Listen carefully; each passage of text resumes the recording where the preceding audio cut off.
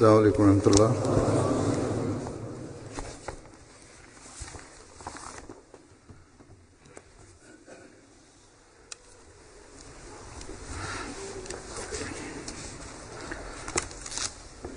أشهد أن لا إله إلا الله وحده لا شريك له وأشهد أن محمدا عبده ورسوله أما بعد فأعوذ بالله من الشيطان الرجيم بسم الله الرحمن الرحيم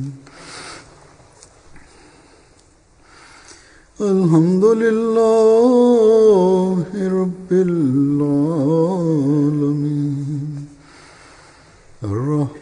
الرحمن الرحيم مالك يوم الدين إياك نعبد وإياك نستعين اهدنا الصراط المستقيم صراط الذين أنعمت عليهم غير المغضوب عليهم ولا الضالين.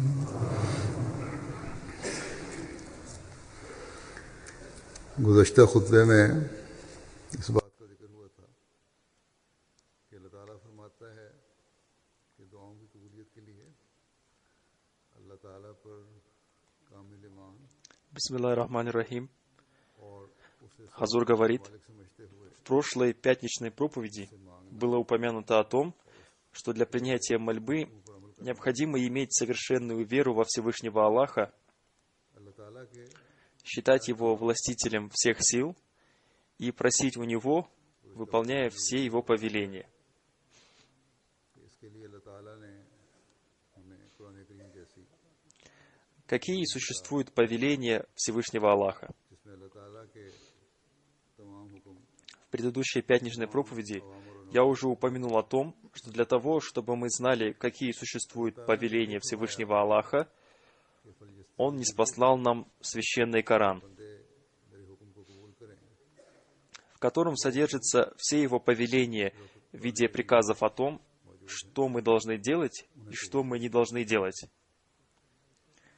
Когда Всевышний Аллах изрек, «Пусть же будут они послушны мне», कबूल करेगा это означает, что мои слуги должны выполнять те мои повеления, которые содержатся в священном Коране. नतीजा निकलेगा लअल्लहुम यरशुदून ताकि वो हिदायत В результате этого Всевышний Аллах будет принимать их мольбы, वजह से и вместе с этим они также получат наставление, поскольку Всевышний Аллах изрекает, что будет результатом этого. Чтобы получили они наставление, и по причине получения этого наставления они увидят примеры моего приближения. अपने मकसद पैदाइश को Они должны следовать по прямому пути, должны совершать благие дела и оберегать себя от пороков, осуществляя цель своего сотворения и следуя высочайшей нравственности. क्या Они должны выполнять свои обязанности по отношению друг к другу. जिसके साथ खास जिक्र किया गया क्या अगर हम Разве все эти деяния, о которых упомянуто в Коране в связи с Рамазаном, необходимо совершать только в месяц Рамазан? Станем ли мы навсегда наставленными, если будем выполнять повеления Всевышнего Аллаха только в месяц Рамазан? खास के लिए खास तौर पर Рамазан наступает и наступил особенно для того, чтобы напомнить нам, что в этот месяц воспитания и усердия нам следует брать пример с тех людей, которые лучше нас в поклонении Аллаху и лучше нас в нравственности, которые собираются вместе и имеют возможность видеть друг друга в эти дни. बात सामने से В это время, глядя на них, बातें करने वाले надо проанализировать свое состояние, чтобы, следуя повелениям Всевышнего Аллаха, का इज्तिमाई तौर पर индивидуально и совместно мы могли обрести приближение к Нему, तो इससे и чтобы наши молитвы были приняты, и для того, чтобы, достигнув приближения ко Всевышнему Аллаху, мы смогли улучшить свою жизнь в этом мире и свою будущую жизнь. उसके हम करीब हों और अपनी दुआओं की कबूलियत के मयार हासिल करने की कोशिश करने वाले हों, ताकि फिर हम मुस्तकिल अल्लाह ताला का कुर्ब हासिल करके अपनी दुनिया व आखिरत संवारने वाले बन सकें।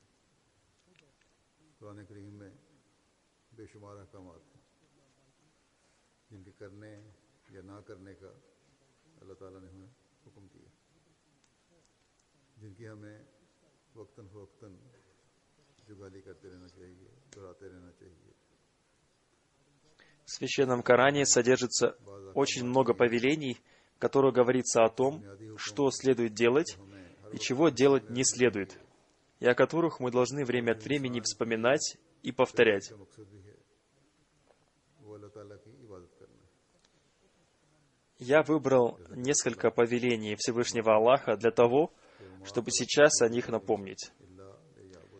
Самым основным повелением, которое мы всегда должны держать в поле своего зрения, является повеление, содержащее в себе цель создания человека. Это повеление — поклоняться Всевышнему Аллаху. Всевышний Аллах изрек: «И не сотворил я джиннов и людей, иначе как для того, чтобы они поклонялись мне». Обетованный Мессия мир ему дал следующий перевод этого аята: «Я создал джинна и человека для того, чтобы они поклонялись мне». Я уже неоднократно упоминал об этой теме, и я снова и снова обращаю ваше внимание к этому. Но большинство из нас несколько дней помнит об этом и затем забывает.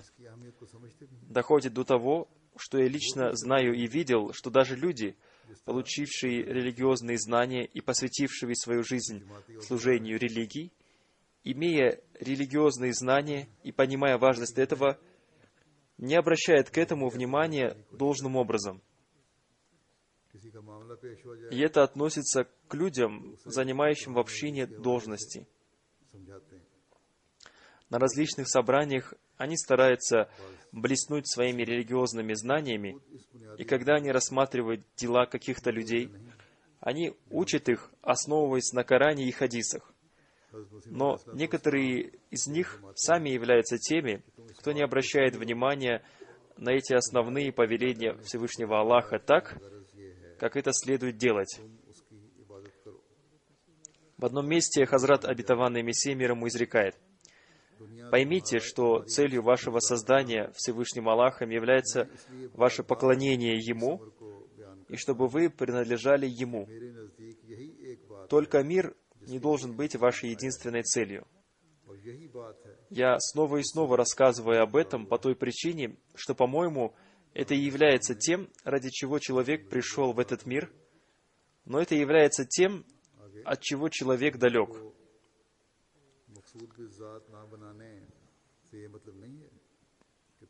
Разъясняя это чуть дальше, он изрекает: «Не сделать мир своей единственной целью не означает, что вы не должны заниматься мирскими делами. Безусловно, вам необходимо их делать. Но на первом месте для вас должно находиться поклонение Всевышнему Аллаху, которое является вашей обязанностью и, более того, является целью вашего создания». В эти дни Рамазана люди поклоняются особенно много. В западных странах молитва Иша в эти дни совершается поздно. Человек завершает молитву в 11-15 ночи. Затем, там, где это организовано, люди совершают намаз таравих.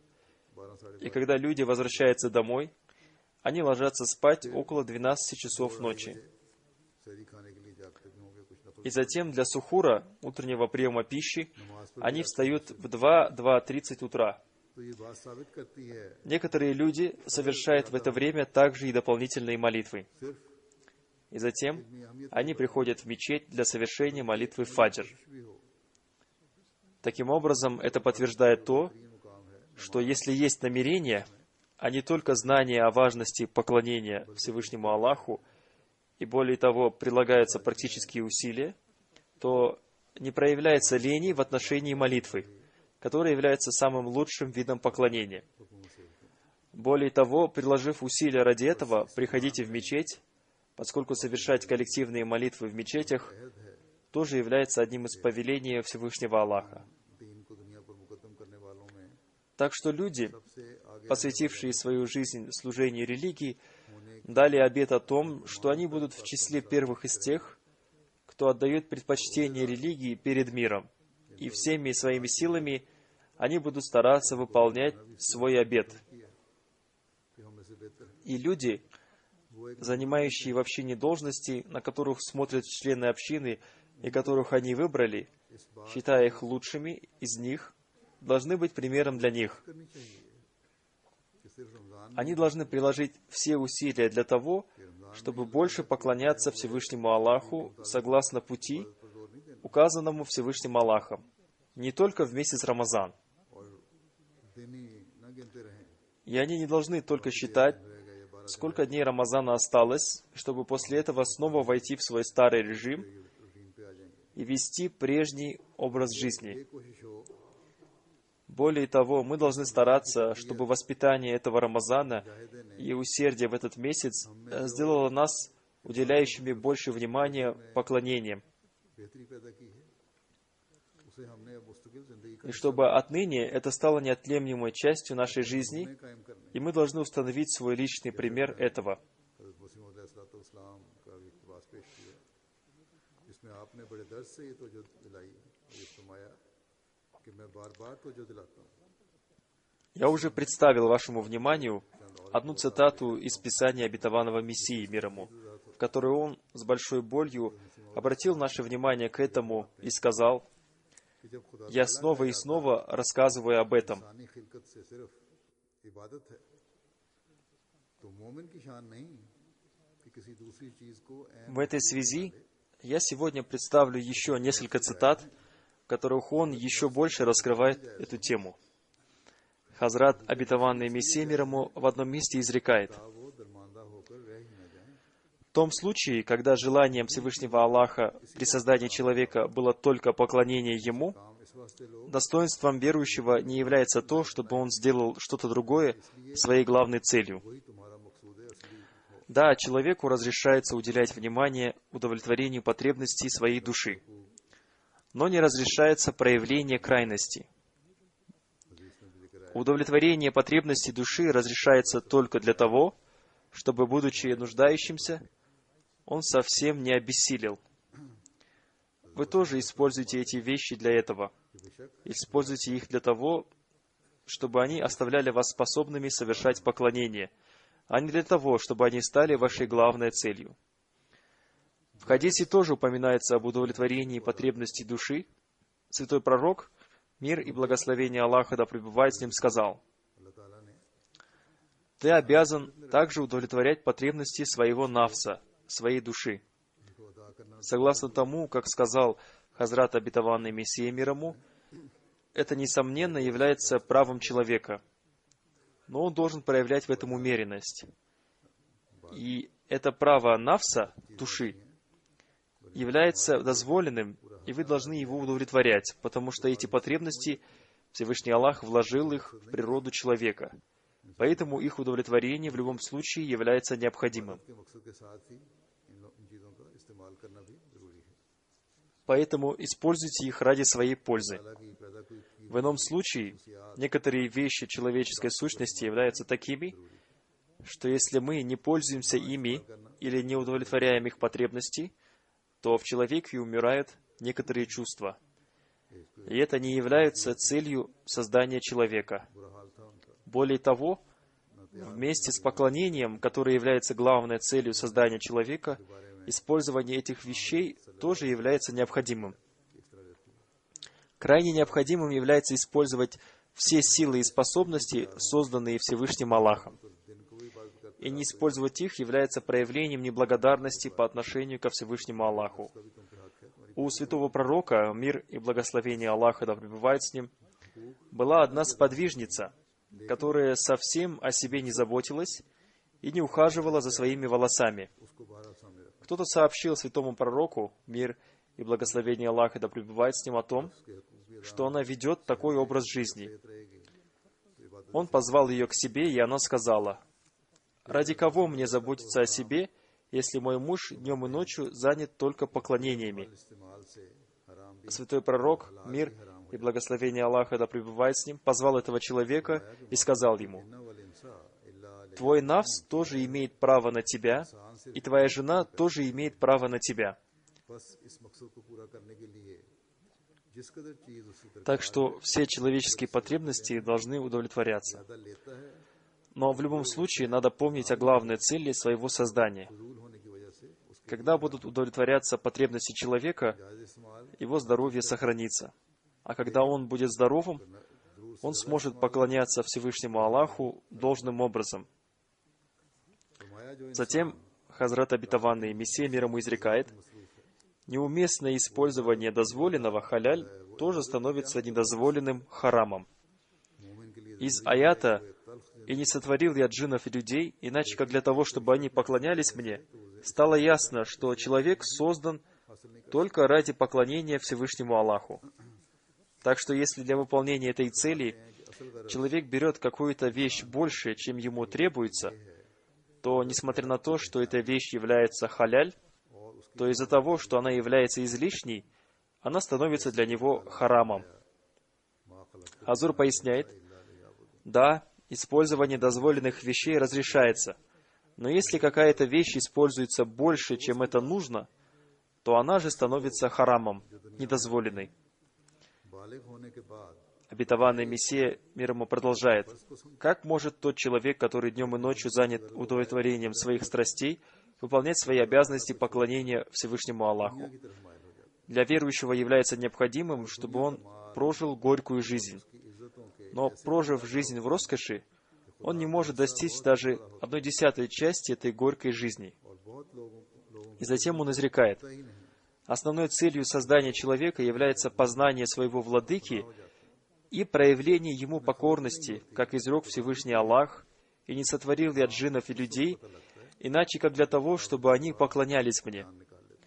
Но очень жаль, что большинство людей, приходящих в этот мир, после того, как они становятся взрослыми, вместо того, чтобы осознать свою главную обязанность и следовать главной цели и смыслу своей жизни, склоняются к миру, оставляя Всевышнего Бога. И они становятся настолько любящими богатство этого мира и его почести, что очень малая часть их любви остается для Бога. И в сердцах многих людей даже совсем не остается для нее места. Они становятся полностью погрузившимися и исчезнувшим только в этом мире. И им даже не бывает известно о том, что Бог существует. Им становится известно об этом, когда забирающий души забирает их душу.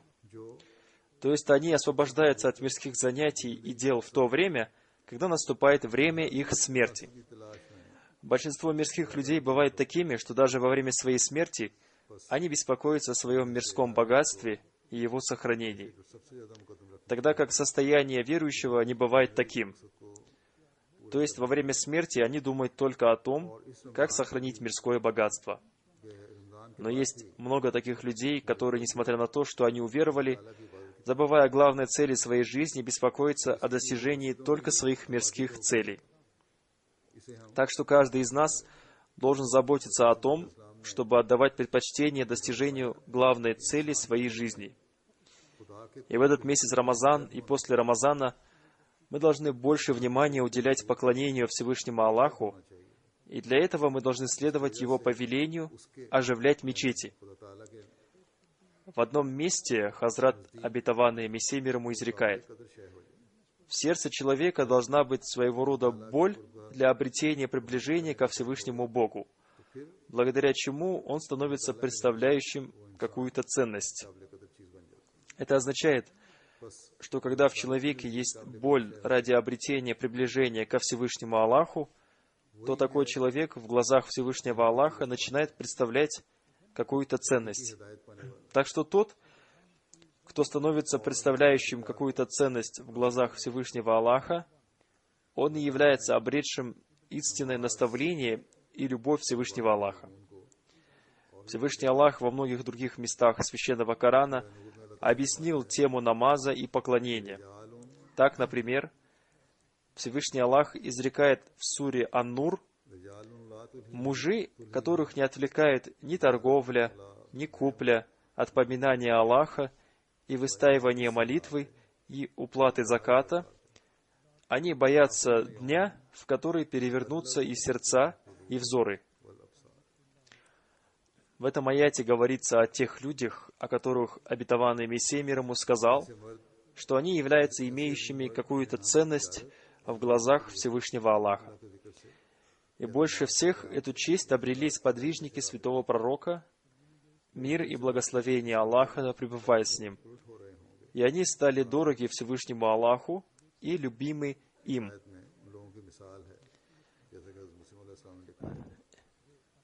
И сам святой пророк, мир и благословение Аллаха да пребывает с ним, о своих сподвижников сказал нам, что они являются для вас указывающими путь, поэтому следуйте за ними.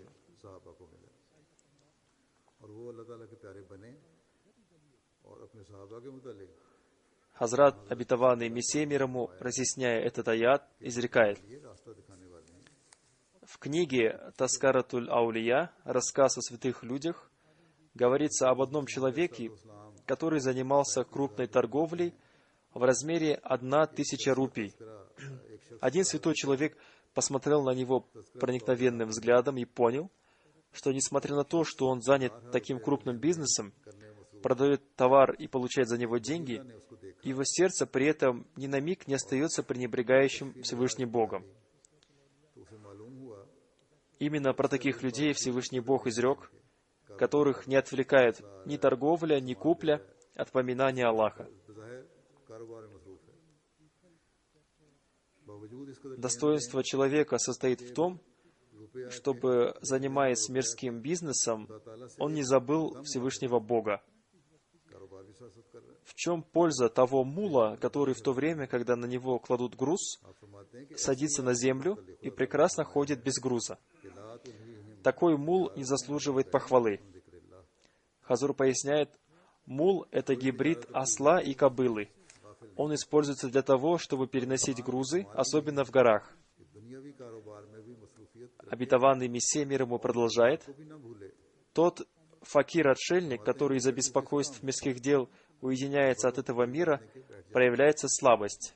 Хазур поясняет, на этот аспект тоже надо обращать внимание. Да, поклонение является необходимым, но вместе с этим надо совершать также и мирские дела.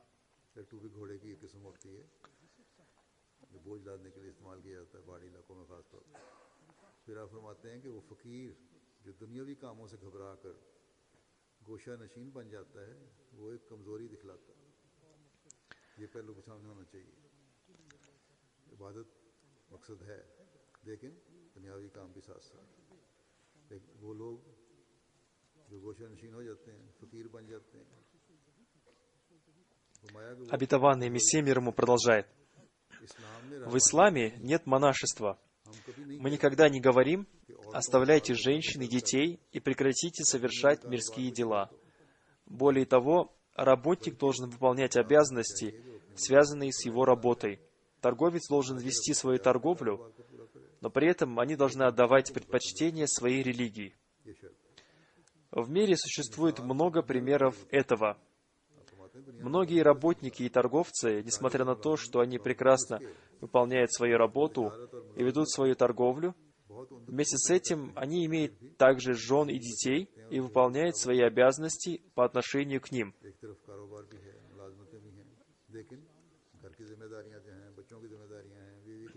Хазур поясняет, то есть, с одной стороны, есть бизнес и работа, но с другой стороны есть также и семейные обязанности. Обязанности по отношению к детям и жене. Они ведут свои дела и вместе с этим выполняют свои семейные обязанности.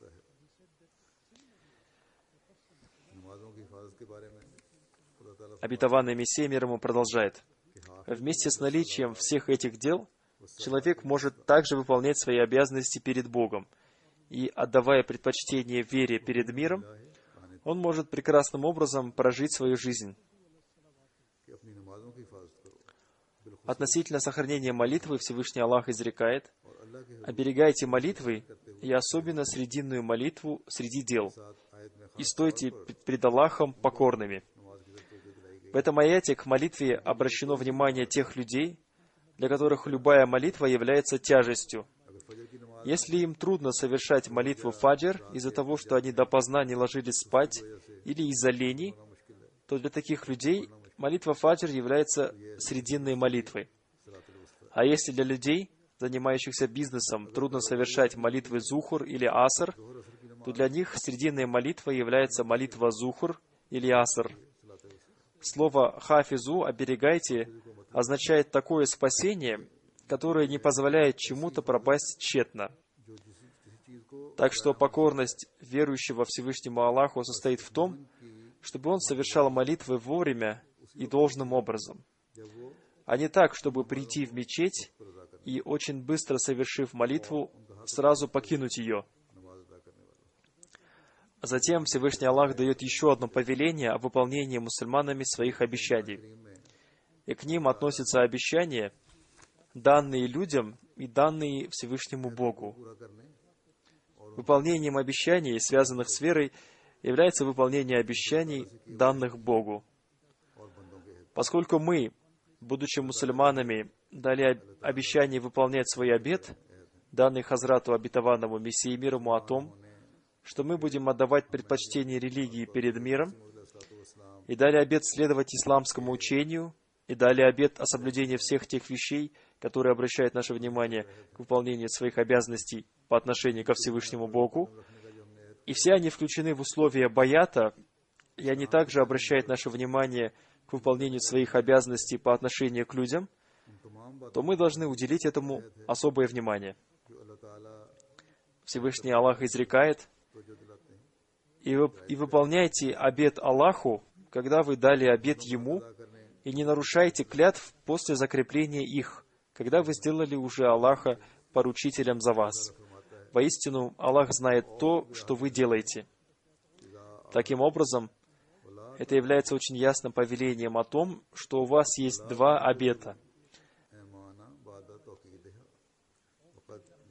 Во-первых, это тот обет, который вы заключили со Всевышним Аллахом, безусловно являющийся обетом следования учению ислама и обетом баята. То есть обет о том, что, приняв ислам, я буду следовать всем повелениям Всевышнего Аллаха. А во-вторых, вам необходимо выполнять те договора, которые вы заключаете между собой. Хотя здесь Всевышний Аллах говорит о том, что для вас является необходимым выполнять свои обещания, когда вы сделали Всевышнего Аллаха поручителем, то это никоим образом не означает, что если это обещание нарушается, то в этом нет ничего страшного. То есть нет ничего страшного в невыполнении своего обета. Напротив, каждый обет, который вы даете, и каждый договор, который вы заключаете, должны основываться на справедливости и честности. И когда вы заключаете свои договора на основе справедливости и честности, то в отношении них существует повеление Всевышнего Аллаха, что их следует таким же образом выполнять. Потому что для верующего крайне необходимым является придерживаться справедливости и честности.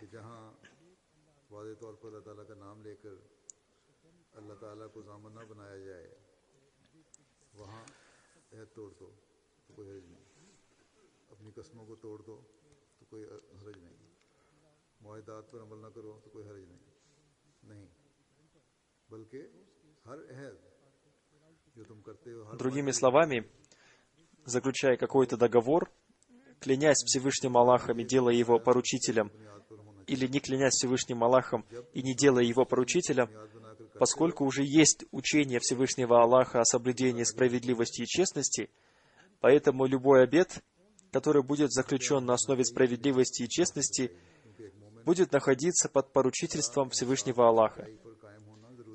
Так что крайне необходимо понять эту тему, что каждый верующий должен выполнять все свои обеты и договора. И если мы поймем важность и суть этого, тогда наше общество может стать очищенным от всякого рода ссор, обмана, мошенничества и взаимных обвинений. И проблемы, которые возникают в семейной жизни из-за того, что в ней тоже нарушаются обещания, тоже никогда не будут возникать. Я наблюдаю, что в настоящее время в нашей общине тоже увеличиваются проблемы, связанные с увеличением нарушений договоров, обмана и невыполнения своих слов и обещаний. И из-за таких вещей не только бывает опозорена община, но и более того, иногда люди, погрузившиеся в такого рода вещи, даже теряют свою веру. Когда человек нарушает обещания, он опирается на ложь. А в отношении лжи Всевышний Аллах сделал очень сильное предостережение, повелел спасать себя от этого. Всевышний Аллах изрекает: «Сторонитесь же мерзости идолов и сторонитесь слова лжи».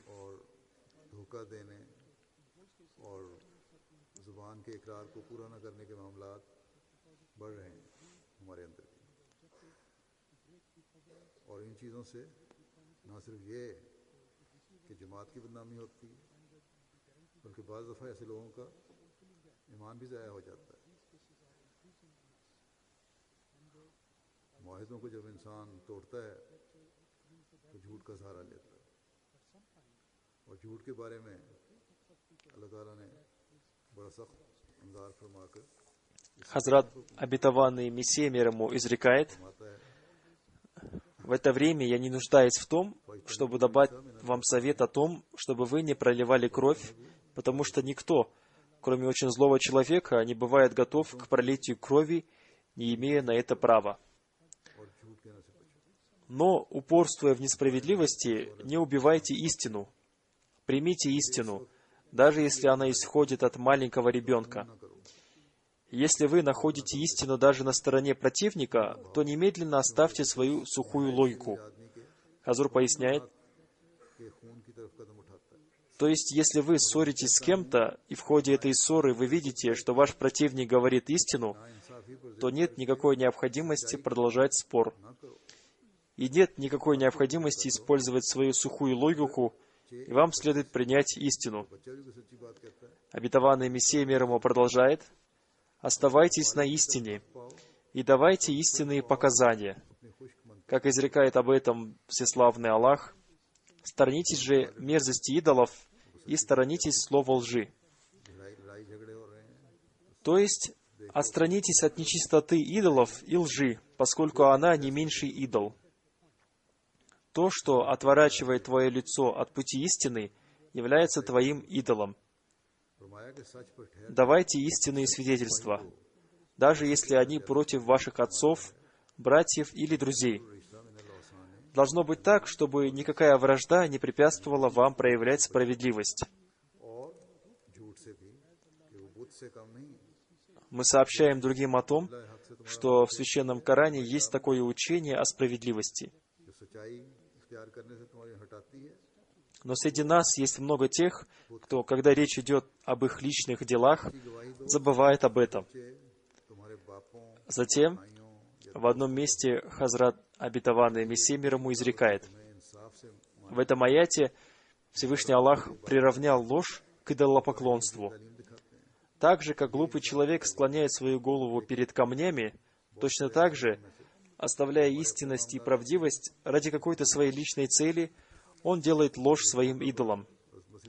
Это является причиной того, что Всевышний Аллах объединил их и приравнял ложь к идолопоклонству. Так же, как идолопоклонник ищет спасение у идола, Хазур поясняет: то есть человек, сделав себе идола, для поклонения Ему считает, что если он будет Ему поклоняться и просить у Него прощения за свои грехи, то он получит спасение или его проблемы будут решены.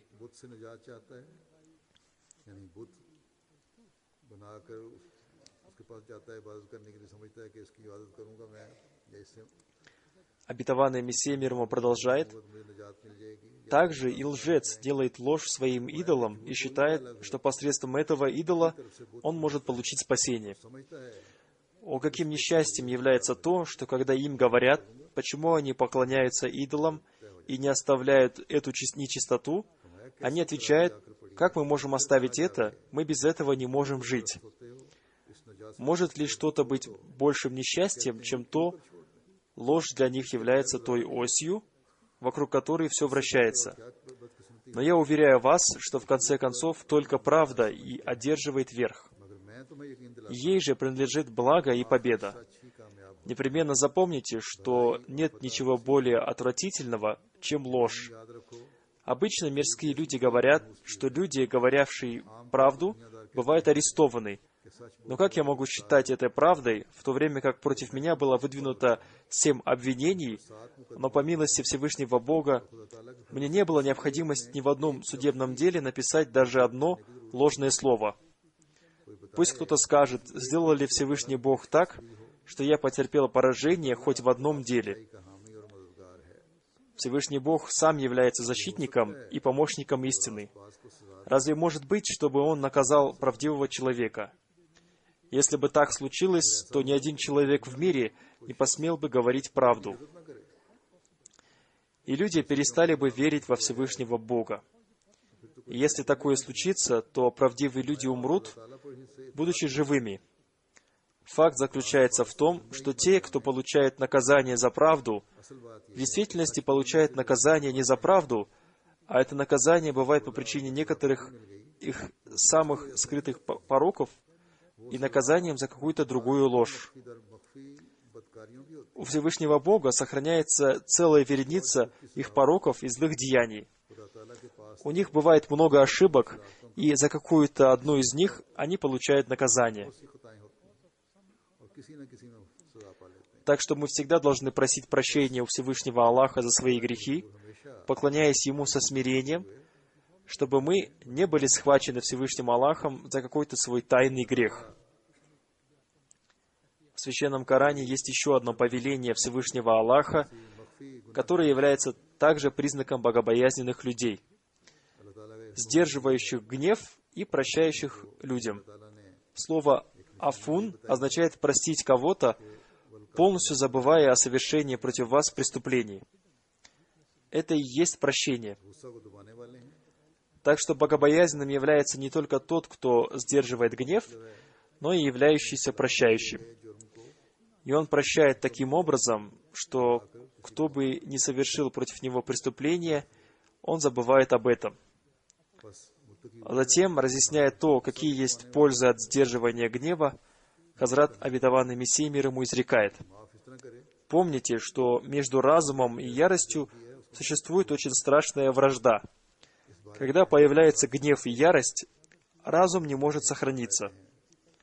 Но тот, кто проявляет терпение и показывает пример терпеливости, тому дается совет, благодаря которому в силе его ума и размышлений рождается своего рода новый свет, и затем от света рождается свет. И поскольку в состоянии гнева и ярости сердце и разум пребывает во мраке, поэтому от мрака рождается мрак. Затем в другом месте он изрекает: помните, что с языка того человека, который проявляет жестокость и гневается, никогда не могут сходить слова глубокого понимания и мудрости. То сердце, которое, стоя перед своим противником, сразу впадает в гнев и выходит из себя, бывает лишено мудрых вещей. Губы несдержанного и произносящего грязные слова человека бывают несчастными и лишенными источника тонких вещей. Хазур поясняет: когда человек произносит грязные слова и матерится безо всякого ограничения, тогда его язык бывает лишен тех хороших, добрых слов, которые нравятся Всевышнему Аллаху. ज़ुबान जो है, ज़ुबान और मुंह फिर जो अच्छी बातें हैं, Обетованный Мессия мир ему продолжает: पसंद बातें हैं, гнев и мудрость не могут объединиться. ये बातें हैं, Разум того, кто находится в состоянии гнева, меркнет, и он лишается понимания. Ему никогда ни в какой области не дается победы и помощи. जमा नहीं हो सकता। Гнев является половиной безумия, а когда он разгорается, он может превратиться в полное безумие. तो मोटी अकल हो गई। और फिर Затем, еще в другом месте, он изрекает: мужчина должен использовать свои силы и способности уместно и дозволенным образом. Например, есть сила гнева. Когда он становится чрезмерным, то он становится предзнаменованием безумия. कि मर्द को चाहिए Между гневом и безумием очень маленькая разница. पर इस्तेमाल करे। Тот человек, который бывает сильно гневающимся, лишается источника мудрости. तो जुनून का पेशखिमा होती है। Более того, जुनून если какой-то противник, то даже с ним не следует говорить, поддавшись гневу. पागलपन में बहुत थोड़ा फर्क है। जो आदमी शदीदुल गज़ब होता है, Так что если повеление Всевышнего Аллаха, с одной стороны, увеличивая нашу нравственность, приближает нас к Аллаху, то, с другой стороны, они делают наши умы острыми. गुस्से में आके И в то же время, благодаря им, человек спасается от проявления враждебности и потерь. बस अल्लाह ताला के अहकाम या हमारे Мы часто видим, что те люди, которые ссорятся, несут убытки и никогда не получают никакой пользы. हमारी अकलों को भी जला बख्शने वाले हैं। और इसके साथ बहुत सी दुश्मनियों В другом месте Хазрат Обетованный Мессия мир ему изрекает: अक्सर गुस्से में आने वाले две силы, когда они доходят до крайности, тянут человека к безумию. Во-первых, это плохо думать о ком-то, а во-вторых, это гнев. दो कुव्वतें इंसान Хазур поясняет, то есть, когда эти вещи доходят до крайности, они делают человека безумным. कौन सी दो कुव्वतें Обетованный Мессия мир ему продолжает: так что человеку очень необходимо защищать себя от гнева и подозрительности. तक पहुंच जाए। जब इंतहा तक पहुंच जाए ये चीजें, तो फिर इंसान को पागल बना देता है।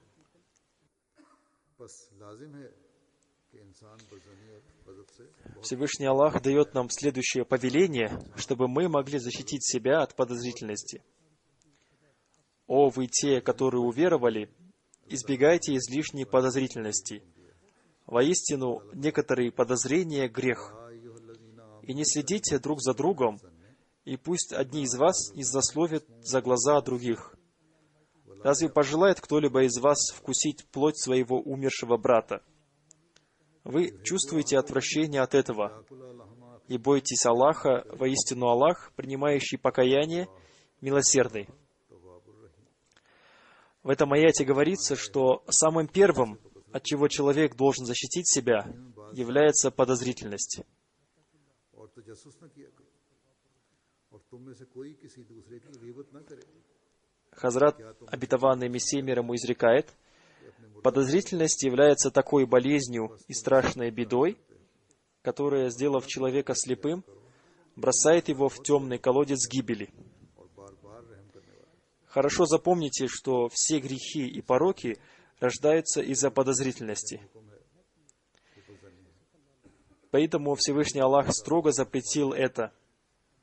Человек должен как можно больше защищать себя от подозрительности. भला है जो इंसान को Если у человека в отношении кого-то и появляется подозрительность, то он должен больше читать истигфар и спрашивать прощения у Аллаха за свои грехи. तारीख कुएं में गिरा देते हैं। Хазур поясняет, когда в отношении кого-то появляется подозрительность, то вместо того, чтобы дать ей место в своем сердце खराबियां и потом думать об этом, и затем нанести ему ущерб, इससे बहुत надо больше читать истигфар.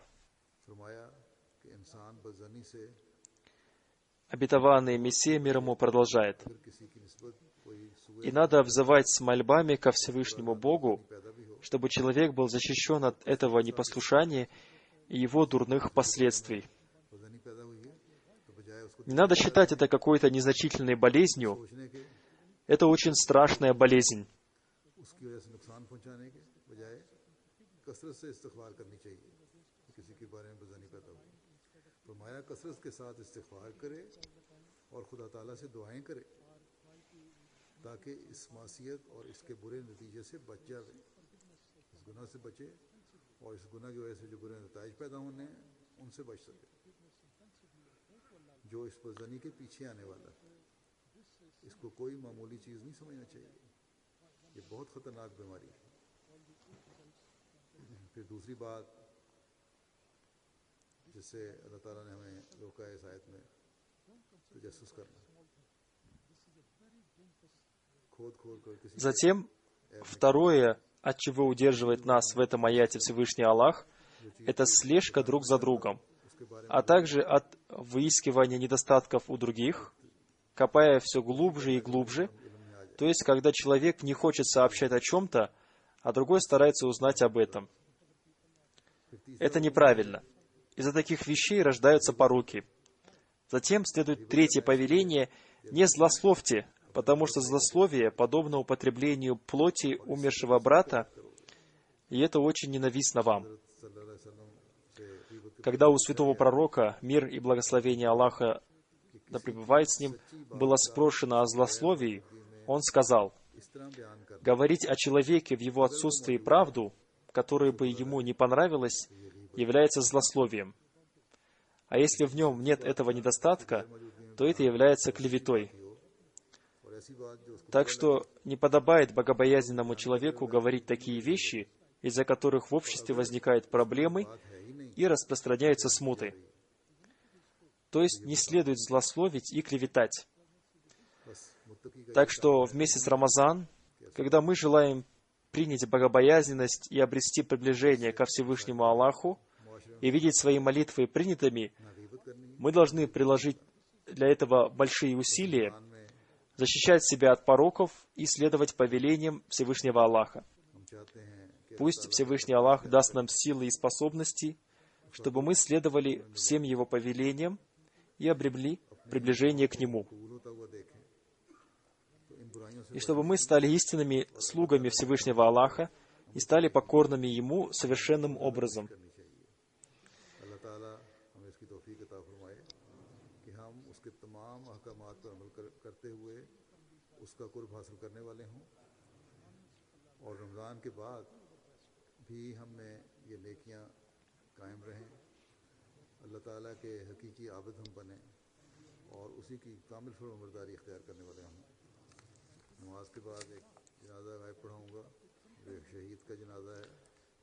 После пятничной молитвы я совершу заупокойную молитву по одному нашему брату-мученику.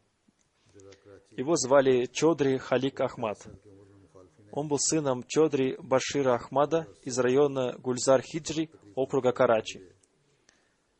Противники Ахмадията расстреляли его в его частной клинике. Это произошло в 9:30 вечера. Он пал мученической смертью 20 июня 2016 года в возрасте 49 лет. Инна лилляхи ва инна иляйхи роджиун. Согласно сведениям, он имел медицинское образование и частную поликлинику, где практиковал гомеопатию и аллопатию. Как обычно, после ифтара он отправился к себе в клинику. В этот день он осматривал своих больных. В 9:30 вечера к нему в клинику пришли два неизвестных человека в касках. Они открыли огонь по нему и скрылись в неизвестном направлении. 2 пули попали ему в голову и 2 пули в грудь. Рядом с ним была аптека, и аптекарь срочно поехал к нему домой на своем мотоцикле. Он сообщил об этом его семье. Его сын на своем автомобиле доставил его в больницу, но по пути в больницу он обрел мученическую смерть. Инна лилляхи ва инна иляйхи роджиун. В этом же районе 25 мая 2016 года стреляли в господина Дауда Ахмада, сына Хаджи Гулама Мухиддина. Ахмадият вошел в их семью посредством его деда, господина Аллабахша из Амритсара. Его семья переехала в Гукавал из Амритсара. Оттуда они переехали в Рахим-Ярхан, оттуда в Шахдат-Пур округа Сангыр. Мученик родился в деревне Ахмадпур, округ Сангыр, в 1967 году. Эта деревня находится около Шахдадпура. Там же он получил среднеспециальное образование. В 1988 году он переселился в Карачи, где и получил диплом медика.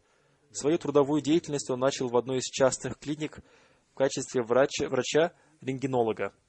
Вечерами он практиковал в своей частной клинике. Спустя некоторое время он оставил свою работу в этой клинике и стал работать в своей частной клинике на постоянной основе. Мученик обладал многими качествами. Он проповедовал с огромной страстью. Он проповедовал в своей клинике всем неахмади. Он регулярно совершал коллективные пятикратные молитвы. Он был очень доброжелательным человеком. Он часто совершал дополнительные молитвы. Он бесплатно лечил нуждающихся людей. Его пациенты говорили: «Вы являетесь кадиани, и мы не хотим лечиться у вас. Но наши дети излечиваются только у вас». По милости Всевышнего Аллаха, он был муси. Он был одним из первых в своем служении общине. В своем районе он служил общине в должности Заим Ансарулла и Мухасиль. Кроме этого, в течение 18 лет он служил общине на должности секретаря Бакфенау. Его супруга и его дети написали: «Он приучил нас с детства к регулярной пятикратной молитве». Он и сам вовремя совершал пятикратную молитву. Он ежедневно читал Священный Коран с переводом, он регулярно слушал мои пятничные проповеди и приучал к этому своих детей. Он смотрел МТА регулярно, как утром, так и вечером.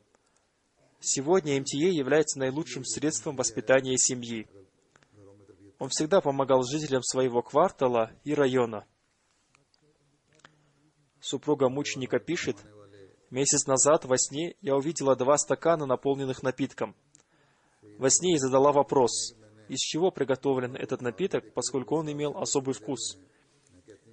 Мне сказали, что этот напиток приготовлен из лучшего сырья в мире. Я поняла толкование этого сна только после мученической смерти своего мужа. Это был напиток мученичества. На этой же улице несколько дней назад обрел мученическую смерть господин Дауд Ахмад. Эти 2 стакана являются знаком 2 мученических смертей. После себя, кроме своих братьев и сестер, он оставил супругу госпожу Бушра Халик и 2 сыновей. Один из его сыновей по имени Аник Ахмад учится в Ахмадийском университете в Рабве. Второй сын по имени Рахик Ахмад учится на 3-м курсе в пакистанском тестовом центре. Его дочери Шамайле Ахмад исполнилось 16 лет. Пусть Всевышний Аллах возвысит его степени в раю. Пусть Всевышний Аллах одарит терпением его детей и родственников. Пусть его дети навсегда сохранят добродетель своего отца. Аминь.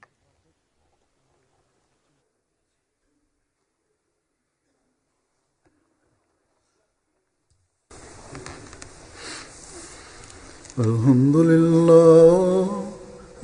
لله نحمده ونستعينه ونستغفره ونؤمن به ونتوكل عليه ونعوذ بالله من شرور أنفسنا ومن سيئات أعمالنا من يهده الله فلا مضل له ومن يضلل فلا هادي له ونشهد أن لا إله إلا الله ونشهد أن محمدا عبده ورسوله